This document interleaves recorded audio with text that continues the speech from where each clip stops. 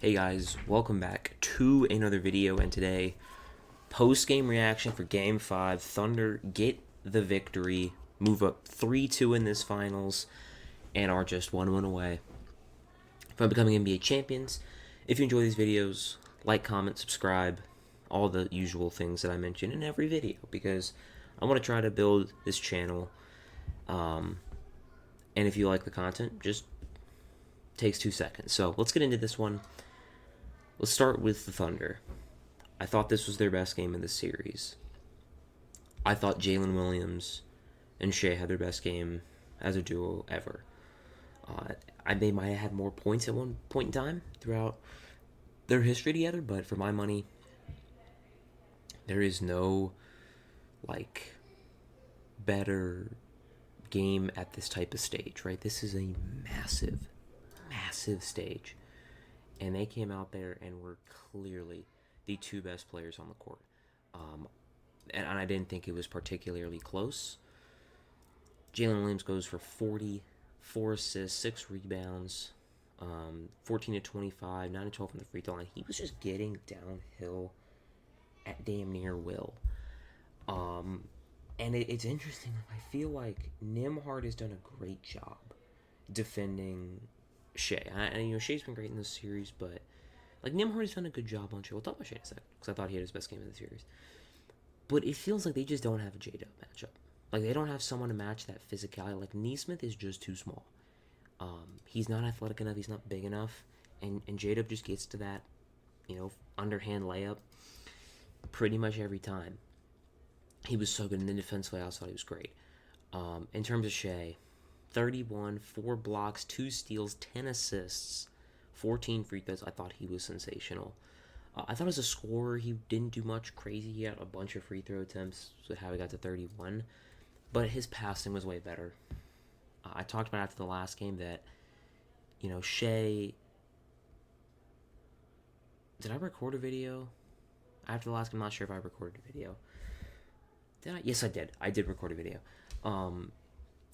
That I thought Shea did not have a great game. He had a great finish. This one, I thought he was just in control, right? Making the right reads, and then defensively, he made a bunch of plays. I thought that they really leaned into J-Dub as a creator and as someone who's going to have the ball with the ball in his hands, creating for himself and others, and allow Shea to almost pick his spots, more of a reversal of those two roles. And I thought that was really smart. They shot the 3-ball really well after hitting just 3 of 17. They go 14 to 32. They were red hot to start the game. I just thought those two, and again, outside of them, Chet was horrific offensively. He was 4 of 15. I don't remember him missing that many times. I feel like he missed a bunch of tip shots. There's a bunch of little tip shots getting missed. But I did think defensively he was amazing in that first half. Altered so many shots. And Indiana's offense in that first half was really, really, really poor, just like those first 2 games in OKC. Thought Hartenstein was okay. He was great on the glass. 6 offensive rebounds. Lou Dort had 5 offensive rebounds. They had 19 offensive rebounds. Indiana had 18. You can kind of tell in these type of finals games, there's so much effort being expanded onto the court that sometimes, or a lot of times, you need a lot of offensive rebounds, a lot of tip balls. So I thought Cameron Williams, honestly, I feel like Cameron Williams could get minutes on a worse team. Caruso was 1-8, but I thought defensively he had 4 steals. Casey Wallace was unbelievable. Aaron Wiggins was solid. He had 4 threes, but I just thought it was their duo. It was their duo, and honestly, it was the defense at the end of the game, right?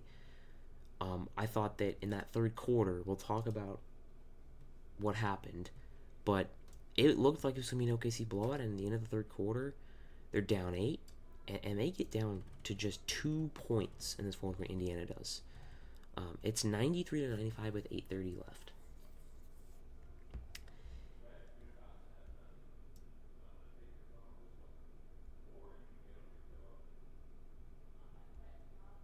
And again, I just felt like it was oh my god, here we go again. It's going to be another comeback. It's a 2-point game. We are in for a classic. Then J-Dub drives, misses a layup. Hartenstein gets a rebound. They get another offensive rebound, and J-Dub makes a 3. And then from there, Nembhard gets a turnover, timeout. And then this is where I thought Indiana lost the game. We'll get to it in a minute. But then OKC just goes in this run. They get steal, steal, steal, steal. Like, Indiana at one point was like 8 for 10 in the fourth quarter. They ended up shooting 10 of 15 in the fourth quarter. But they had 8 turnovers. This was really the first game where all 4 quarters they just turned the ball over just so much. Game 1 was, okay, 15 turnovers in the first half. This one was every quarter. It was just like these back-breaking steals that you just were like, my God. But it's the Thunder defense. Overall, I thought it was their best game of the series, and I thought they would win this game. Right before it tipped off, I was feeling some energy in the air. I didn't want to put out that I felt something in the air with Indiana. It felt like OKC responded. I think that's one of the great traits that this team is developed, this ability to respond. Game 1, this type of situation happened and they collapsed. In this game, they did it. They just kept going. So, incredible win for OKC. They're right there. They just got to win one more game and they're NBA champions. For Indiana, Tyrese Halliburton was terrible. He was a minus 13, 4 points, did not have a field goal, 6 assists to 3 turnovers. I thought he was horrible. He was not impactful and should not have played 34 minutes. I thought Nembhard was also terrible. 4 turnovers, 7 points offensively. Defensively, he was still doing a good job. I thought Miles Turner actually had a much better game than he's been having. I thought Nesmith offensively did a good job. I thought Spicy P was amazing. He's been the best player for them, in my opinion, this postseason. I understand that Halliburton's had a bunch of clutch shots, but I think Siakam is easily the most reliable scorer, and he was 28 on 15 shots, 3 steals, 2 blocks. Like, yeah, he had 6 turnovers, which is too many. That's a huge issue, but I thought he was great. Off the bench, Obi Toppin, 12 points. I thought he was good. Tony Bradley got 12 minutes and was a +2. I don't know how the heck he was a +2. I don't know why he's getting minutes. I would have just stuck with the Obi at the 5. He only played 22 minutes.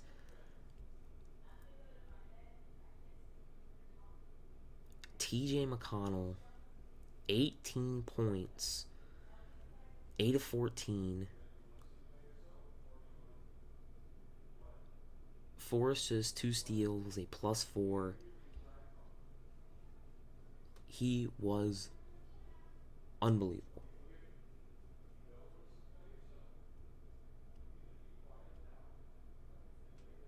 He was so good in this one. In that third quarter, I think he had 15 in the third.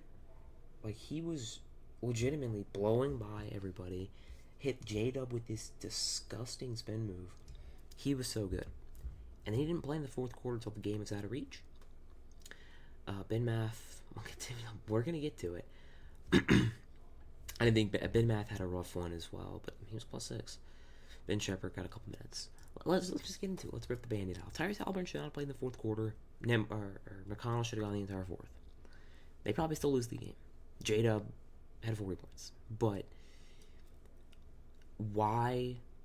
And if you want to have Halliburton in, he's Hallie, cool. Why was McConnell benched?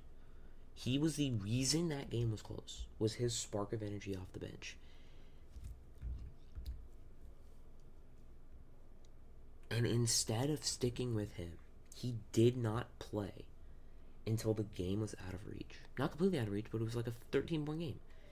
He was benched for 0 reason. Why is Pascal Siakam playing 33 minutes? Why is Aaron Nesmith playing 25 minutes? Well, I mean, why is Siakam not playing 42, 43 minutes? Like, it blows my mind. You are not that deep of a team. Like, why is Tony Bradley getting 12 minutes? I just don't understand it. You don't need to play these guys. I understand that your strength is the fact that you have so many guys and you're so deep and you're running so fast and all that. You turn the ball over like crazy. The biggest game of your season, and Pascal's playing 33 minutes, and might I add, because Pascal also got subbed at a terrible, terrible time, right? This was when it's 93-95, they get the steal, and then boom, it's a 7-point game just like that. Why was Siakam subbed out at this point? Like, okay, boom, you get to the free throw line right here. Boom, you sub him right back in. You get him a timeout, you get some rest. It's a 6-point game right here. He is still not in the game. He only missed about a minute. In a minute, the game went from 7-0. Like, why was he subbed out? And why was TJ not in the game? Tyrese is hurt. He's not playing, right? His calf, his ankle, whatever, is hurt. Why is he playing over TJ? TJ was literally doing everything you needed. He was driving, he was kicking. I just don't understand it. And if you want to say, dude, it's Tyrese Haliburton, obviously he's got to play. I agree. But when it's clear he cannot score the basketball, he has zero scoring threats and zero scoring gravity, you have to take him out and put in TJ McConnell. I just don't get it. Rick Carlisle's had some problems with subs in the past. It felt like he just got too rigid in this game. Like, it's not even like, okay, how he's playing bad, it's a little weird if you bench him. You don't want to bench him. But, dude, you can just say, Tyrese, you're hurt. You're not playing. You're clearly injured. You're not right. And you don't even have to lie. He didn't look right out there. He was horrible. You don't have to. Dude, he didn't have a field goal. Him and Thomas Bryant and Ben Sharp were the only players on the team that didn't have a field goal. He was 0 for 6. He had 4 points. Why was he playing? So, and it's clear. You sub back in the fourth quarter after a long rest. Let's see how he's doing. He's not doing well. Get him out. Put in TJ. Let's try to win the game. Let's try to win the NBA Finals. I just thought it was a terrible decision by Rick Carlisle. But again, man, I mean, that's the problem for the Pacers, right? They can't win this series in a battle of half court. They're just not going to. They have to win with the full court and the speed and the running. And the weakness of that style of offense is that when your engine is a little battered, or when your team's going to get very tired, and when you're in these type of situations and you really can't slow the game down and score, that's the issue. And that is what holds Hallie back from being in my opinion, a top 10 guy, is he has games where he scores 4 points. But again, going back to OKC, what did they change in this one? I'm not really sure what they really changed. Defensively, it felt like like that fourth quarter of game number 4. Shea, I just felt like was way more unselfish, passing the ball a lot more, creating open looks, and they just generated way more drive and kick. Again, I haven't rewatched the game, so I schematically I don't know what they did. But from what I could tell, drive and kick, it generated 32 threes, hit 14 of them, and then Jacobs finishing. So, going into Game 6, if you're Indiana, back against the wall, what do you gotta do? You gotta figure out what the hell's wrong with Haliburton. You're gonna need him to be healthy.